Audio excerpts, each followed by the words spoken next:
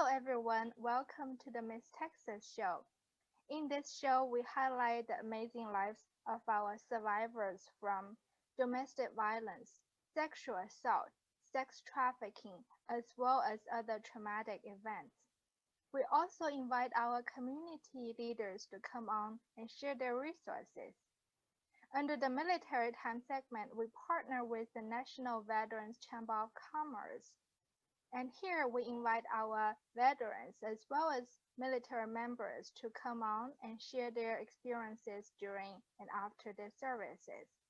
Another segment is called Beauty for Ashes, and this is the segment where we invite our pageants, our artists, and last but not least, our ambassadors who are survivors and now making a huge impact in the community to come on and share their platforms and what they're doing. If you would like to be a guest on the show, you can contact us by Gmail at missusatexas@gmail.com. It's MSUSA Texas. You can also direct message us via Facebook with the same name, Miss USA Texas. Now, without further ado, today we have a special guest, Melissa Santana. Welcome. Thank you so much for having me. Well, Melissa, she has a very long biography, so I'm just gonna introduce her a little bit. But I know that she is a specialist in interpersonal violence, and she is a student liaison at Cuyahoga Community College in Cleveland, Ohio. And prior to that, she served as the program coordinator for the Violence Prevention and Action Center at the John Carroll University. And as a result, she worked with students from a variety of backgrounds. And she was asked to serve as the advisor of a Latinx organization on campus known as the Latin American Student Association, LASA. And prior to working at John Carroll, she worked for 2 years at the Cleveland Rape Crisis Center. And more than anything, she was helping those affected by sexual assault envision brighter futures and see themselves as survivors that they are rather than the victims they were identified as. And and the list goes on and on. But I really like your specialty to educate our audience, whether they're students or general public, maybe your parents, maybe you just your aunt, your grandmother, and you're just like a neighbor who cares about the next door student who is going through things. And also, very importantly, I love what you say. You were identified as the victim, but that's what happened to you, and that's not what you are. You are a survivor, and I love that you're bringing the hope to the light in the tunnel, because this is what the whole show is about, to bring hope, love, and unity. But without further ado, we're gonna dive in and let Melissa tell us her story and how this all got started. Thank you. As mentioned, born and raised in Cleveland, Ohio. That's all I've ever known. I did live for a stint in Detroit, Michigan at one point when I was teaching Spanish. That was my first job upon graduating from college. But I definitely have revolved, a lot of my career has definitely revolved around students. So serving them, whether it was with the teaching, whether it was after school programming, whether it was advocating, things like that. But what's interesting to me is that when I've done a lot of different things with students and teaching in different capacities. But when I did work at the Rape Crisis Center, I was able to wake a whole new passion, which is to be able to provide advocacy work. So not just educational equity, which is definitely something I care a lot about, and I still firmly do a lot of my efforts in that way or put a lot of my time into it. But I definitely cared a lot about that and just advocating for others. I have not personally dealt with sexual assault on a personal level, but I definitely was very moved by all of the clients that I did get the chance to serve. What I have dealt with on a personal level is domestic violence. So I know that that wasn't in my bio, but I am a domestic violence survivor. And not something that I always used to be proud to share, right? Because, as a professional, you're like, this isn't something that I, readily put out there and all of that. But I was married at one point to someone. I am no longer. I am still a mother, though, to three beautiful girls. And so that's another reason why I love to advocate for these issues, because I want them to also grow up in a world where we have more of these conversations and that more of these efforts are taking place, especially for them, but definitely for a lot of the students that I serve as well. And so, who are also near and dear to my heart are the students that are at the university, which I keep somewhat of contact with as well, and all the efforts that we did in that way as well. And then I do still keep in contact with a lot of the individuals that are at the Rape Crisis Center. So it's just been great to develop all of these connections. But I really loved that at John Carroll University, especially, I was educating on a variety of topics related to interpersonal violence and how they all intersect. So whether that be stalking, domestic, human trafficking, all of those things. And so it's just great because I appreciate that your show provides an opportunity to speak about these topics. There aren't a lot of shows that are dedicated specifically to that. So it was just great to be able to, be able to come on and grow that conversation. That is great. Well, like what you said, yes, this is what the show is all about. It is a safe platform for voices of, whether you're a survivor. And thank you for sharing, by the way, because, it is very important to break the silence. And, I really admire that your courage to share that, but know that you're not alone, because there are so many people who are listening. And guess what? We interviewed so many of our survivor. I call them their warrior sisters. And you're now a new member of my warrior sisters. And all my warrior sisters, you guys are all awesome. And I hear so many of them. They tell me, I ask them, like, please share it with us. You talked about that you're not a victim, you're a survivor, and you bring hope to the light. And I asked them, what do you want to share about your healing journey? They say, what really empowers me is when I share my story. Yes, it is very scary. I have so many of my sisters, they contact me, they were like, I'm nervous. I'm nervous that my show is going live. But I'm like, don't worry. We have all the supporters here to support you.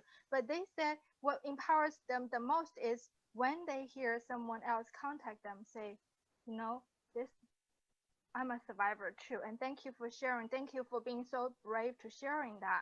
So, thank you for sharing that.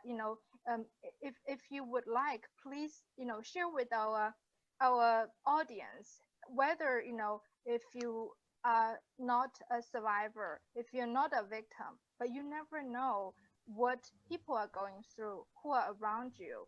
And in my other interview, we talked about people put on a mask and just like, "Hi, how are you? I'm doing great." But then they go home and they take off the mask and they're all alone. They feel all alone. So can you share with the audience about how did you get from the victims to the survivor mentality? Love that. I absolutely will say that it was definitely a journey. And if anything, it is still a journey, because some days I think are much easier. And to be honest, this is probably only the second time that I've said it, like at least in this kind of setting. I've definitely shared it with friends, because and I will say that I was gonna say that that might be easier, but it's not. Sometimes that's actually harder, right, to share with people that are close to you.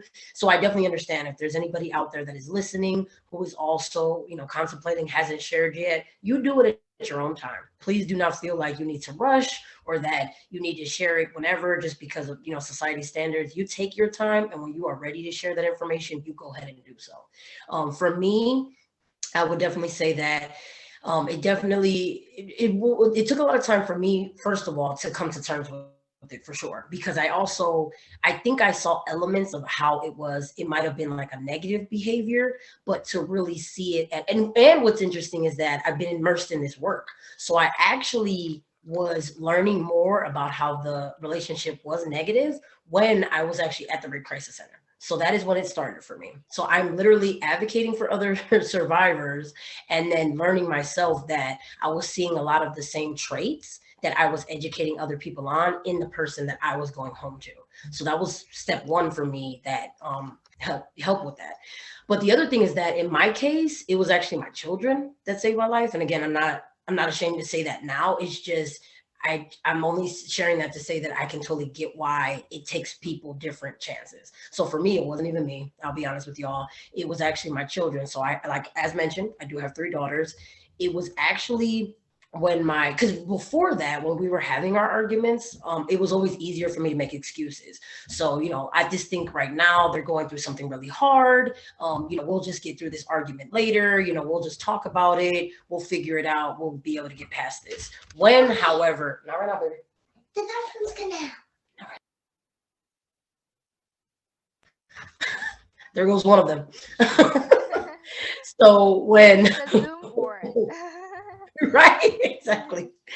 So when I actually had, so I have those there, and so one of them was actually here. So actually my oldest daughter was not home at the time, but my middle child was here. And when the argument actually transpired here in our home, and she actually witnessed part of what was happening, that's when it was actually my breaking point for me. So I actually said that I did not want my daughters to see that, and that for some reason that had awakened me. Well, actually not for some reason, because what it did for me was it let me know this is not what I want them to see, and this is not what I want them to normalize. I do not want them to think that this is how adults are supposed to communicate. I don't want them to think that this is healthy. And the only way to prove that to them is for me to finally let it go.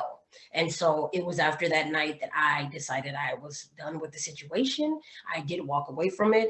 And even then, and this is another thing that I don't mind sharing, it was the beginning. After that, I thought that that might be one of the hardest parts, is like, oh, that day, and I'm done with the person. And absolutely not. Like, it definitely, I learned a lot, even more about the tactics that abusers use, because it was after that that we had to have a lot of discussions and figure out how the children would what kind of schedule we need to be on and things like that. And I also had to rediscover who I was. I had been very immersed in who I was as a professional and who I was as a mother, but I had lost sight of who I was, me. I didn't know what my hobbies were. I didn't really know what I needed to release either. So I did develop poetry. I stumbled upon poetry accidentally. And so I was trying to write down my thoughts, and then I slowly but surely like found that as an outlet.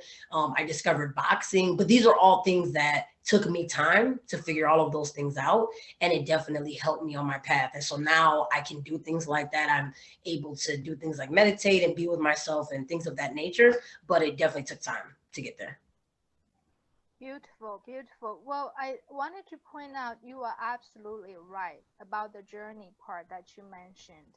And to everyone, it is a journey. But remember that it's your journey. It's not a comparison, say, your journey is worse than mine, or the crime that took place to me was worse than yours. It's not a comparison. Instead, we're here together. That's another reason why we have the unity as one of the main reasons of this show, because we're here to support each other. We're here to share, say, this is what I have been through. I want to empower you. I want to let you know that I was in that place where you are now, but I am here in a better place. And if I can do it, you can do it too. But it's important you say about the timing, and it's totally correct, because it's like you mentioned, this is just the beginning, and this is the journey, and it's not like people we discussed, there's the wound, whether it's the physical wound or the emotional wound, and it eventually will turn to the scar. Will the scar go away? No, the scar will always be there, but it's a matter of how you handle it, how you deal with it. There are days you just feel like, I cannot make it. And there are other days you feel like I'm on top of the world. Wherever you are, we are here for you. And I wanted to mention that we have a free support group called Survivors Against Violence Everywhere. It is free, and it's on Facebook, and we're going to put it on the link below under the comment section, so you can join that. It's a safe space. We only allow people who support each other and share this information, and we hope that that will benefit you as well. And thank you for sharing that you're doing the rediscovery of yourself, about doing poetry and boxing. I know that boxing can be like a stress relief, and I think poetry as well. I remember working with some of the therapists. They say, write things down, because it's I guess it's a way the brain, and I'm not the therapist or in professional in that, but for me, my understanding, it's sort of a way that if you imagine that it's like all the burdens in your head, but when you write it down, it sort of transfer the burden from the head to all your shoulders to the paper. So I'm very curious. I don't know if you have any poetry ready, or you can maybe share one with us. Sure, I definitely have several. And so I had, and then I've shared a few on my own social media pages. I did share, for the one I shared yesterday was in honor of International Women's Day. And so as women and the survivors that we are. And so if you want that one, I'm happy to share that That one if would we be want. lovely. Please do. Okay, great.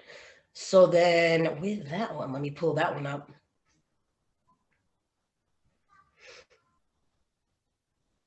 I'm on the spot now, so now I want to make sure I have it.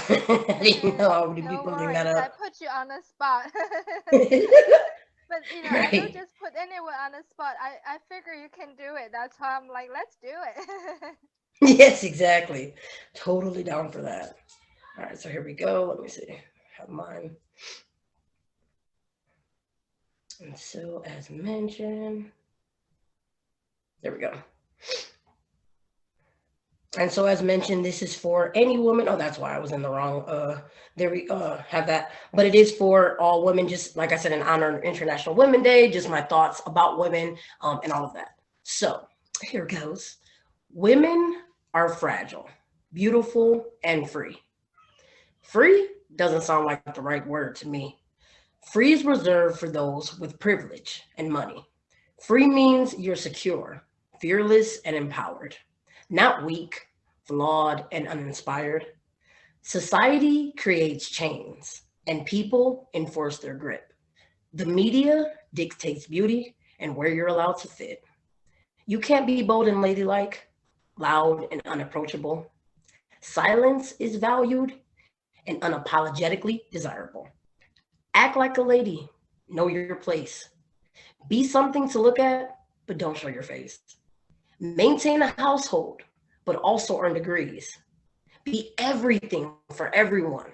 Sacrifice your peace. Don't embrace your beauty and ignore your source of magic. We need you, but rewarding you would be tragic. In order to reward you, we need to acknowledge that you deserve praise.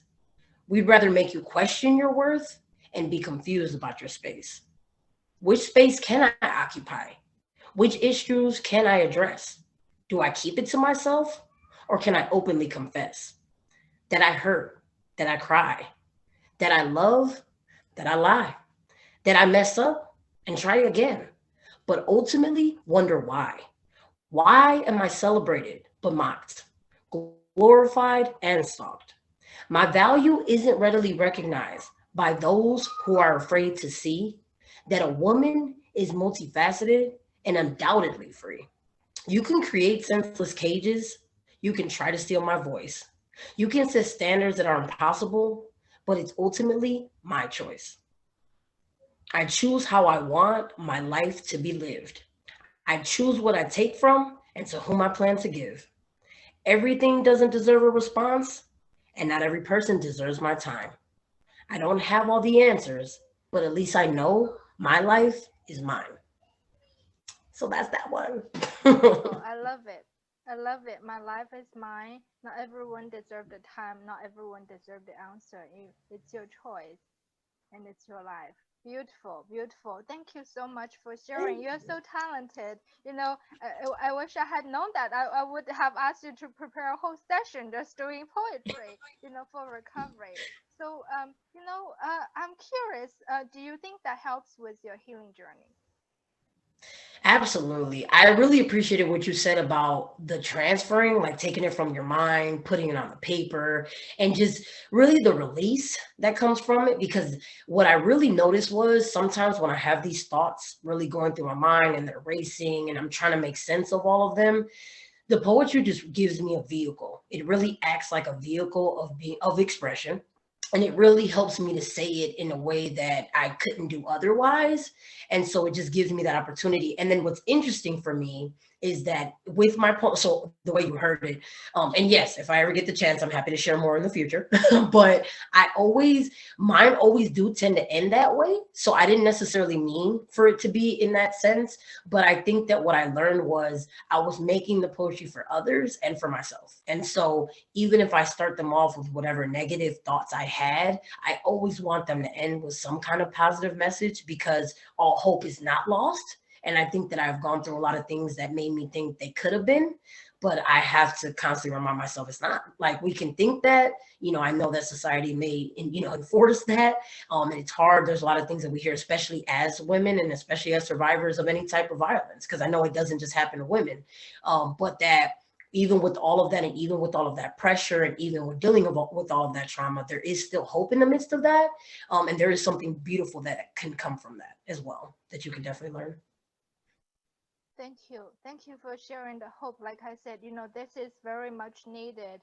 And in addition to the trauma that, our victims and survivors are going through, the COVID situation certainly kind of added a burden to that. Whether, some states are still under quarantine, or maybe some states are just, uh, it's not it's the new norm, let's put it that way. Just like, thank you for your flexibility for being able to do that, but it's because of COVID that you're working from home, so you're flexible. But on the other hand, people are on top of each other, you get on each other's nerves.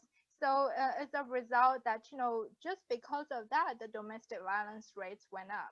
Just because of that, sex trafficking rates went up. And guess what? People have too much time in their hand. And I know, even when they're working, but you're at home, so you have the freedom.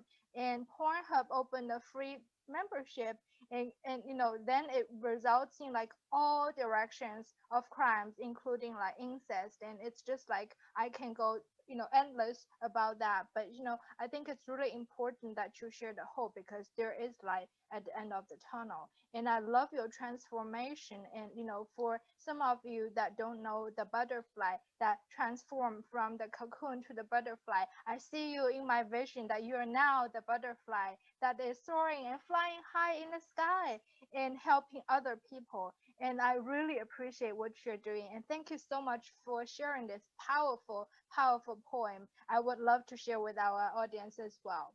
Now, what do you think about your children? I wanted the audience to know, like, what domestic violence could affect their children. I love what you said. I don't want to normalize this to make them to think like this is normal. And so many different interviews and topics talk about children who come from, whether sexual assault, incest, domestic violence, and all those things. They come out and they're okay. I mean, but some of them, they get into doing drugs, alcohol, smoking, because they just don't feel like, they're enough. And this is like a huge, huge problem. And not to mention that they cannot hold a stable relationship in their future, let alone getting married, have a, normal family. So I think it's very vital for you to teach the audience, whether, maybe their children, they're growing up, and maybe their parents who are going through things. Maybe you can listen to this and work this out, and seek counseling. And it really depends, but we're not encouraging you to work it out. If you're in danger, definitely call the National Domestic Violence Hotline, or call your local law enforcement 911. But if it's something that you think you can work out, I think this will be very important for you to hear. Don't.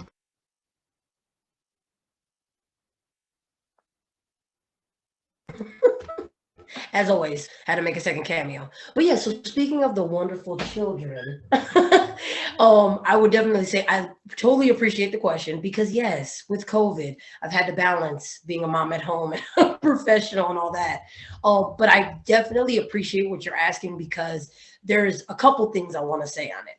So one is that what I have had to learn to not be afraid of is having a lot of restorative conversations.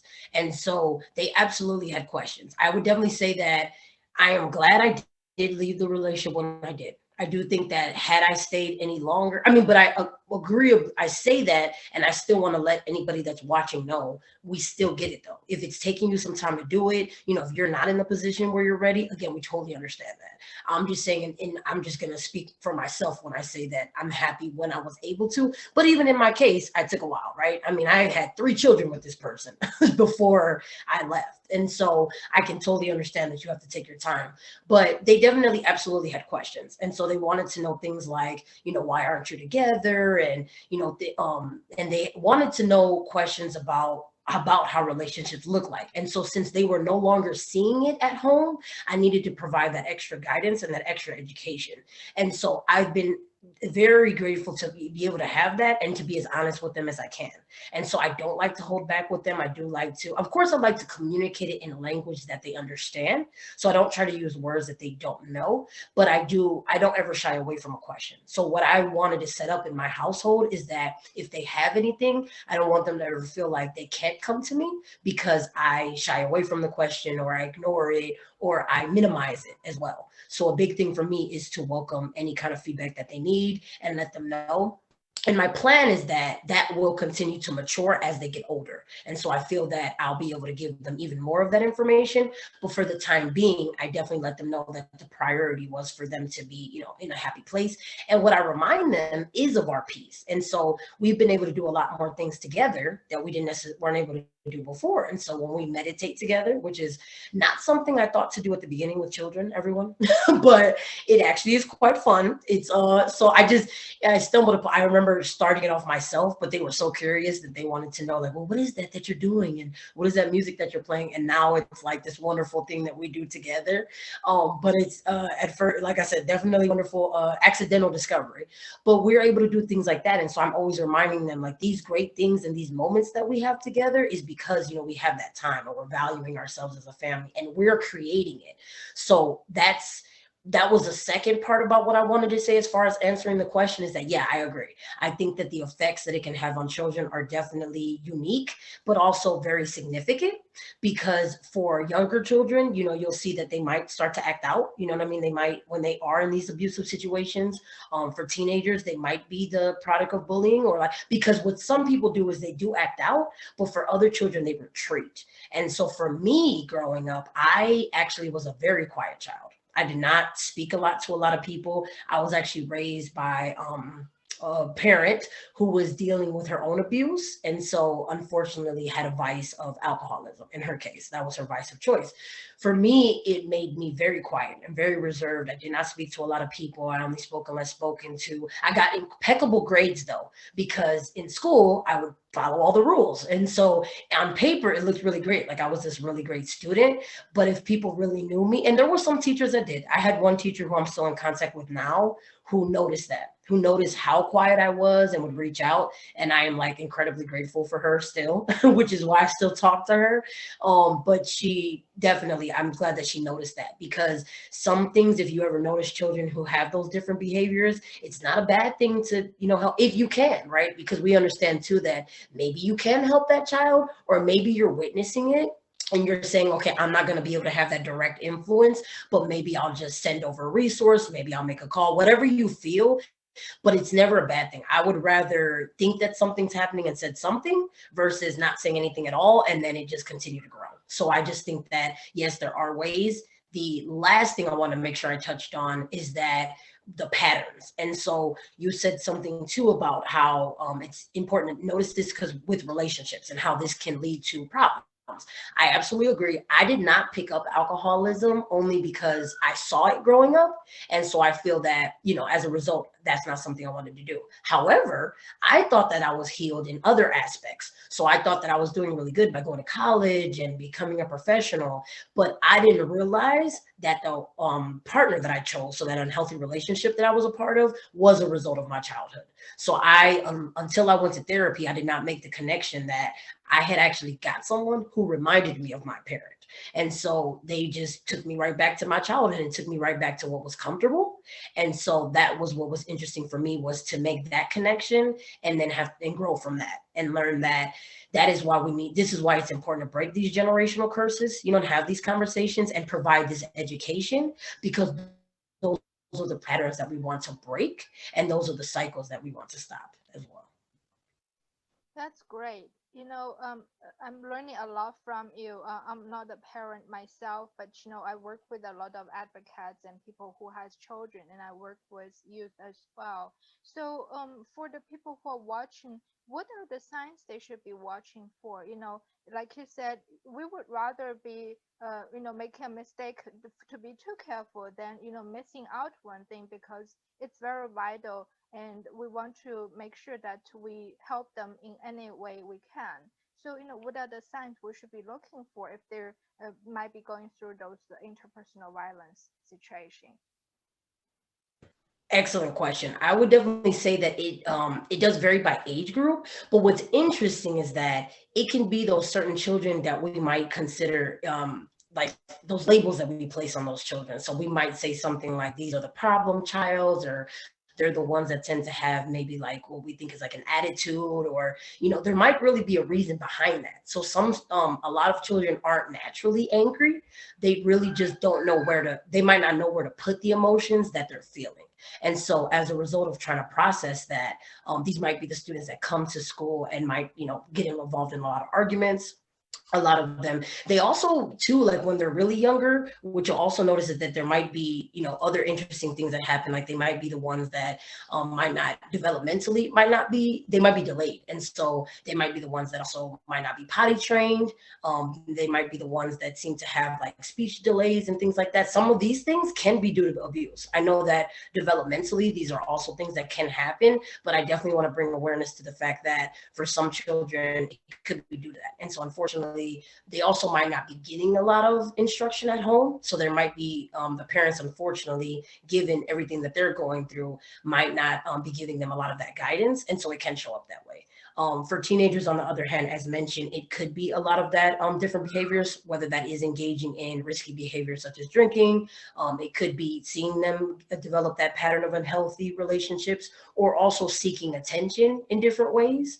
So sometimes we might see that. And that's why I'm always concerned when it comes with teens about social media, because I feel that I get it, it's an addiction. I use social media a lot, but I always get concerned with teens that that's where predators are. And so that's why I always love talking about interpersonal violence and how it all intersects, is because them dealing with abuse at home, unfortunately, could lead them to be in a vulnerable situation later. And that is how, unfortunately, they can become vulnerable for sexual assault, for human trafficking, and really just getting an unhealthy partner, period, who unfortunately might say to them all the right things and let them know that maybe they will provide a lot of the provide help with the gaps that they're having at home, like emotionally, but unfortunately they really are just preying upon them and just wanting to take advantage. So another thing that I used to say to teens a lot as well, and still do, is that the importance of not sharing if they got into an argument with their parents and putting it on social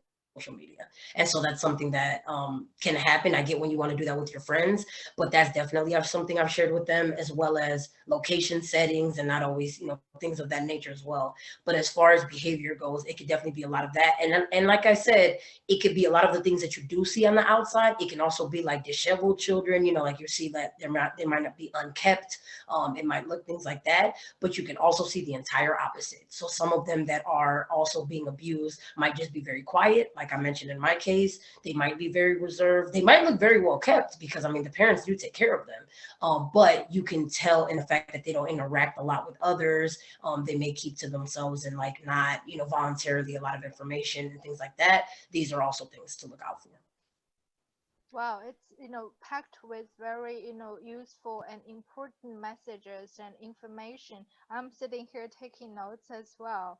I think it's very important, like you mentioned all those signs, and in particular, I want to mention about the emotional things that you're going through, and not to post those on social media, like Melissa said, because the predators are preying on that you are going through things, and that's sort of like an entryway for them to groom you, to show that, pretend that they love you, pretend that they're the love of your life, and whether they're showering you with gifts and pretending to be your boyfriend, sugar daddy, whatever, And those pimps are not like you and I used to think, like, they're all masculine and with tattoos on the shoulder. And, they're not. They can be just an average person. So it's very important for those who are listening. And Melissa said earlier, I forgot to mention, anyone can be a victim, regardless of your age, your gender. You can be like, how many years old, and you can still be a victim. And as well as you can be a man, that you can still be a victim. So there are so many things that we need to watch out for, and this is not just for one group of people. And for those of you that don't know, this is happening in the backyard in the US. And so this is related to you, whether it's yourself, your neighbor, your brothers, sisters, you never know. And sharing is caring. And please help us share this message so that less people can get hurt. And our goal is to end this crime and to save people one at a time. And this is so awesome. You mentioned about social media. So can you point out a few of maybe the platforms that the predators may be using, to hurt our children and hurt our victims?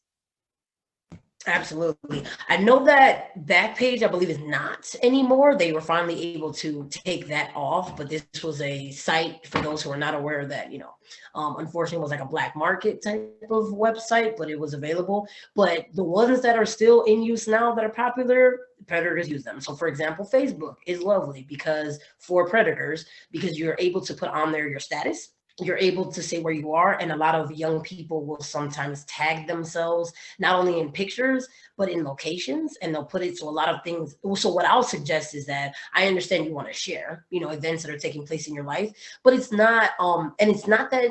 I also totally understand too that you don't want to have to also live your life in fear, correct, and feeling like, okay, well, now I have to watch everything that I say and all of that. But it can also just be just simple changes. So maybe saying where you were after you left the location instead of saying it in present time might be like one change, instead of saying exactly where you are, and just having direct locations to all of that. But Snapchat is also another one because it does have the Snap Map available on it. So it has these geographical features. And so, and you actually, what's interesting about that is you actually have to go in your settings to let it be known if you don't want to add it. So it seems to kind of add it by default. So it's better to, go in. When they first added it, I remember I had to go in and say, okay, this seems a little invasive to me. So I remember that I had to go in my settings as well. But we have that. And then, Instagram is another one. It's just any social media page where you're able to have pictures. It, unfortunately for predators, that can come off as advertisement. It's they're able to see these images, but also it's because they all have these private messaging features. And so at the end of the day, it's hard to tell what's happening behind closed doors and what information is being exchanged in those private inboxes and what is being said. But they definitely will look at the patterns of like what is being shared by the person. They will speak to a lot of their interests. They will notice whatever it is that they want to do and invite them to that. So it is very enticing. And I think another thing I wanted to add with what we were sharing together is that with predators, like you said, not only are pimps not like the muscular ones and all that like we saw in the movies, but the other thing is that they're very charming individuals. And so it's not that they're these ugly, like weird, creepy guy in the alley type of situation. No, it's usually some people that it's usually individuals that people like and that are held in high esteem and that are very intelligent, which is why they can do these things. And so unfortunately, that's another reason why we're saying that that's why the danger is high, is because it's not somebody that you could just readily put on a wanted poster and know who they are. It's somebody that, unfortunately takes the time to develop this relationship. And that's what makes it so hard for the person to break away, whether that is a teenager or an adult. That's why it's also hard for adults sometimes too. And it's easy to make excuses because it's someone that comes off very likable. So it's really hard to like rectify that, right? Like, how is it that this person is so abusive when I like them though? Like, I like them so much. They say all these great things, but unfortunately it's a manipulative tool that they're using to get in your head essentially and have you in that place. Yeah, I think these are all, very great tips. I don't even know that. I think I sort of looked at Snapchat. I still don't get it. I'm like, why did the picture go away? This isn't a house, and it's definitely not a home. It's a prison. The shackles may be invisible, but they are still very real.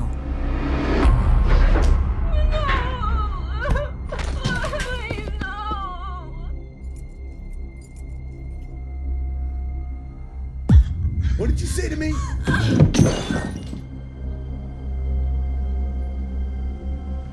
You think you can hide from me?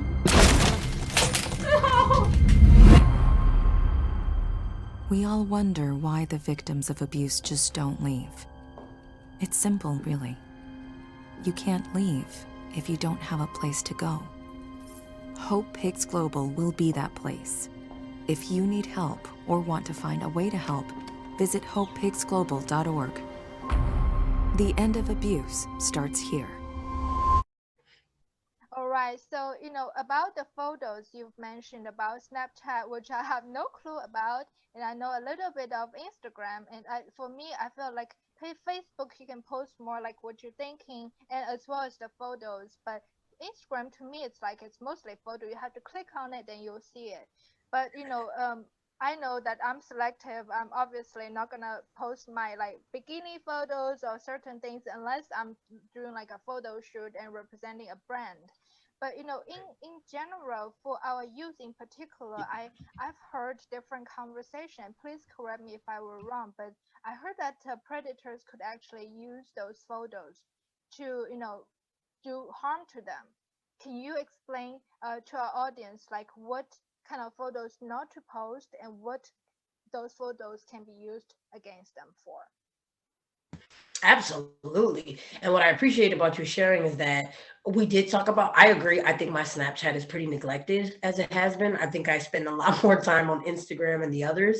But I think what's interesting that Instagram has added is that stories feature. So that stories feature where your whatever you post on there expires in 24 hours is similar to Snapchat in that way. So that's something that they have in common. And I think what's unfortunate though is that it's set up this kind of false belief though that your whatever image that you shared, it disappears after that time from everything. And unfortunately, it does not. And so a big myth I want to make sure I debunk is that whenever you release something to cyberspace, it does not automatically disappear. It's still there and it's accessible. And so unfortunately, predators and abusers can access it for whatever reason they want. So maybe it is to solicit services, maybe it is to, share it with other people, but also it can be blackmail. And so what I've also seen is that they will use it to then as leverage to be able to ask you for certain favors, whether those are sexual favors, whether those are other things. Maybe it's to do things for them, whatever it may be. And so when I worked, especially when I was directly on the college, that particular college setting, that was something that we mentioned is that unfortunately the predator in this case was someone who had graduated. And unfortunately, the person they preyed upon was still a student. So they were still a student. They actually were in an entirely new relationship. But when they were together, she had shared some photos, nothing out of the ordinary. And at the time, it was very much consensual. However, they again had moved on. This person was in an entirely new relationship. And it was after they left that they decided to then take the photos and distribute them to the entire campus, unfortunately ruining this person's reputation. And so sometimes it can be used for that, like that kind of unfortunately malice gain that we don't always think about, but that can definitely happen because unfortunately they had those pictures in their possession. It's interesting. I think I have two questions regarding just you have so much tips and useful information for both parents and the youth on campus. So you mentioned about consent. Can you explain to us, what consent in this particular setting apply for? Absolutely. So consent in general is definitely permission, whatever that is. And so you are able to give that in whatever way you want. So I think what also needs to be clear is that a lot of us, if we have ever heard that word consent, or if we ever think about how it is that we give permission, we think that it's just simply yes or no. But consent can look very different for different people. You can, if you're able to have a conversation prior to engaging in anything, whether it's dating, whether it's a sexual, action, or whether it's anything like that, it is a conversation that takes place. And if you were to say something like, for example, that you were uncomfortable, if you say something like, I changed my mind, all of these still mean that you do not want to engage in it, and you do not have to feel guilty because that is what you said. If you did not say the word no, but you said something else that let it be known, that is okay. So I don't ever want people to feel guilty because they did not say what is socially acceptable as far as no goes. But consent is definitely giving your permission. So when you engage in what is called a consensual relationship, what we mean is that both parties agree to take part in it. So you're not in something that is forced. You're not in something that was, placed on you, but that you willingly wanted to be a part of it. So if it's not willing, if it's not something that you enthusiastically want to be a part of, and you feel that you were having to get convinced or manipulated into the situation, then that would be the opposite of consent. And that is what we want people to know, is that that would definitely not be a natural situation, and it would not be consensual. Thank you. Thank you for sharing this useful information. I think this applies to everyone, not just youth, but adult as well. Applies to especially sexual assault, but any other situation as well. Because Melissa is a specialist for like as a student liaison at the community college, so I want to ask you about the Title IX. Can you explain to our audience about what exactly Title IX is? And what rules and regulations apply to the students, and in the unfortunate events that bad things happen to them, how do they and what do they do about that?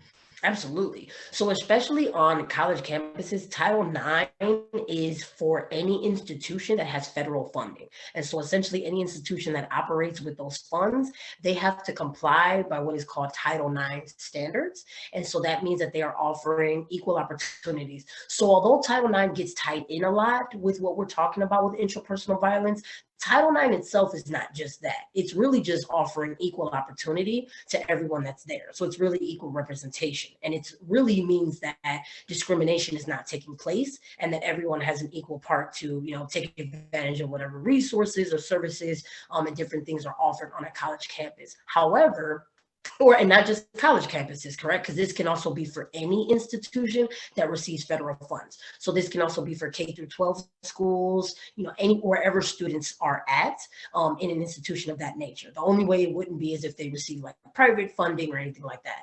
However, they have their own policies. And so with Title IX, in order to be compliant, you do have to have certain policies and procedures in place and things of that nature. And so what I have found in the work that I've done is that on college campuses, if something were to occur, for example, an act of violence, you can make a complaint to the Title IX office, because there should be some office there. And if it's not there, there should be some place that you can go. So you should never, when a situation like this happens, you shouldn't be able to not air your grievance. So basically, you should be able to share that information with an office, and they should be able to take that complaint seriously and put some kind of plan of action in place. Usually on college campuses, though, there is usually a Title IX office, there is a Title IX coordinator, and you can speak to those people. Also, hopefully there are advocates. And even if there are not, because that's what I used to operate as on that particular campus, and then I now operate in a different venue, but independently, I'm still an advocate for others as well,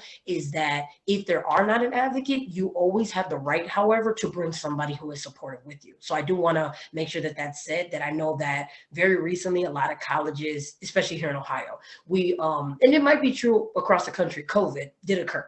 And so my particular position at the university I was just at, that's why it got cut, is because budgetary constraints. And so unfortunately, that was part of the positions that got taken away. However, I want people to remember that they can still have those supportive people in their corner. So if that is a friend that you want to take with you, maybe it's a mentor, you always have that right to take that person with you, and you do not have to make that complaint by yourself. We understand that it takes a lot of courage to be able to admit this situation and engage in this process. And so you do not have to walk that path alone.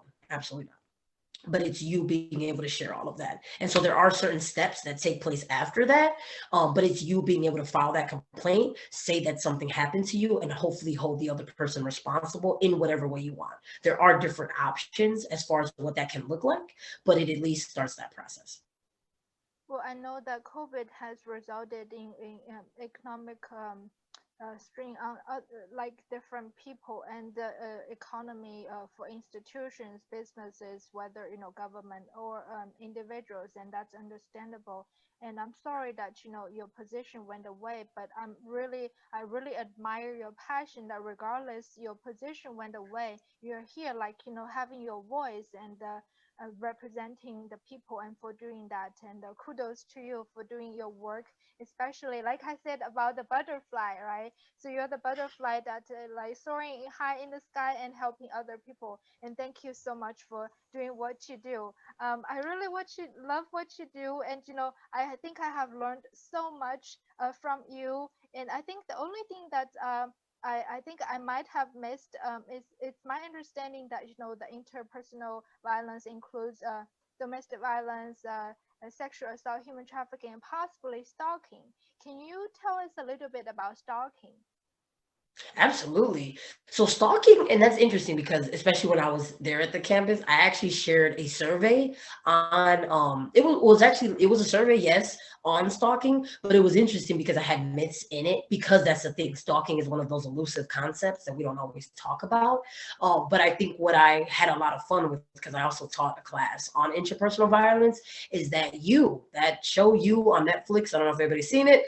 It did give a lot of it did kind of glorify stalking a bit, but I think what was interesting and what we can extract is that stalking can take many forms. And so what I did appreciate about that show was that it did show how complex it can be. And so stalking can take place over the internet. It can definitely be somebody stalking your pages. They're friends with you on every form of social media. But it also could be that they know that you know them. And so instead, they actually make fake pages. And so they can stalk you through that way as well. Or they might use their friends to then communicate with you through, your friends.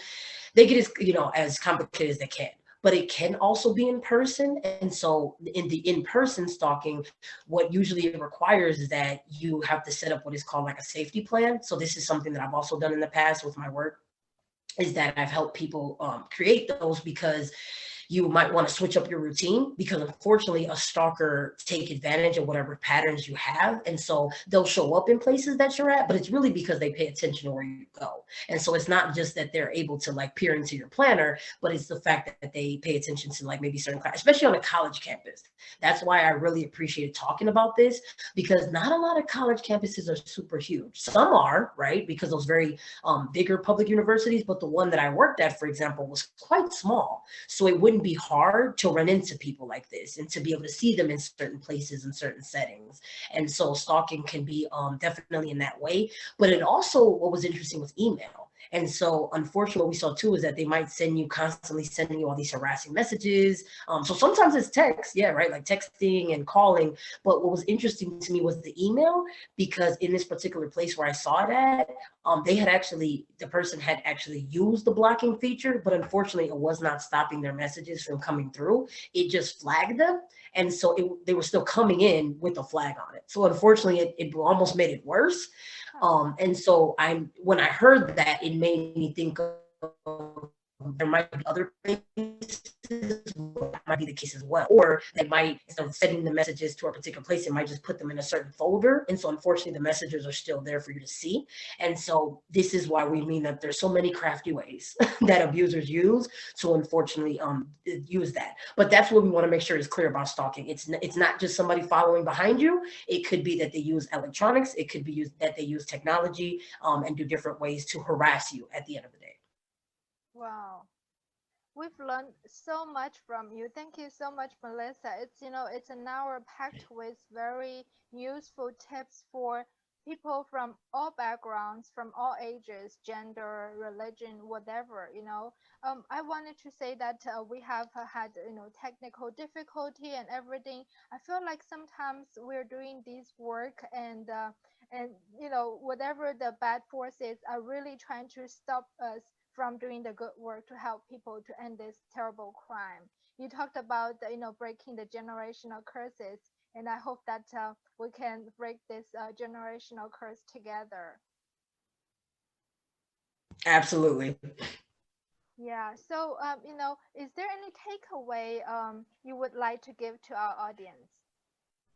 Absolutely. So I'm hoping that you heard, that given everything that we shared, there are definitely a lot of crafty ways that all of these things can be taking place. And so because of that, I don't want you to ever feel like you deserve this situation. If any of this resonated with you, if you know somebody that's in that situation, it's not something you asked for. You know, a lot of us do not ask. We do not ask to be in these situations. You absolutely did not deserve for this to happen to you.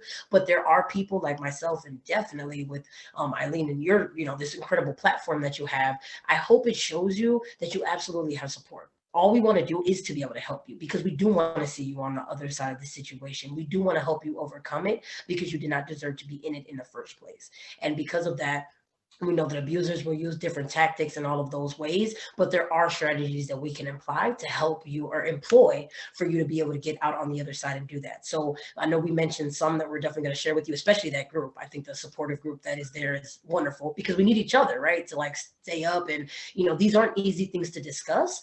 And if you find yourself wanting to start, we know that just start with just one step, right? And maybe it might just need to be just that one conversation. Please do not think that you need to be completely ready with all your steps and ducks in a row. No, this takes a lot of time, and we understand that it's a very sensitive situation. So even if it's just that one step, even if it's just clicking on one of the sites, you can start with any of that. But definitely, please know that there are these resources, that you absolutely are not alone, and that there are people that are willing and ready to help you, and would love to, just to be able to see you on the other side of this.